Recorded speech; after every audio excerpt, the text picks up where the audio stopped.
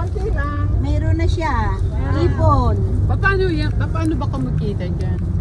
Ay, mag-upload ka na mag-upload. Pag-upload yan, pag marami nanonood nilalagay ng yung ano kita mo, mo. doon ka kikita. Sa kanyang... Mag-intay ka na muna sa monetization ni Mita.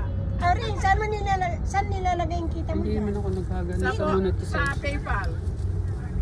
Binigay mo yung PayPal mo, gano'n. Nagbukas ako ng PayPal, tapos yung anak ko itatransfer sa Bangko Posta ko. Sa Card Evolution.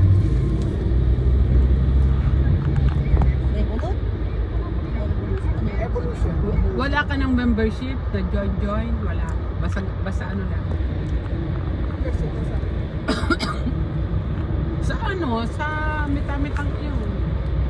Para magkaroon ka ng monetization. Wala. Depende sa trabaho mo. Pag nagustuhan ni Mita yung mga Ano mo? reels mo, yung mga ano mo, i-monetize ka. Ako, 1 month pa lang akong nag-ano dito. Ang followers ko, may lang na 300 noon. Na-monetize ako eh. Ganun. Oo.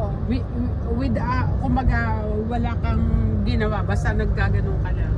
Nang Oo, monetize na. Basta everyday. Yun, ano, Everyday, 5 video o 6. Everyday. Madalas kang mag-ano. Basta Okay. at least, Siya naman wala naman trabaho. Okay siyang mag-video araw-araw.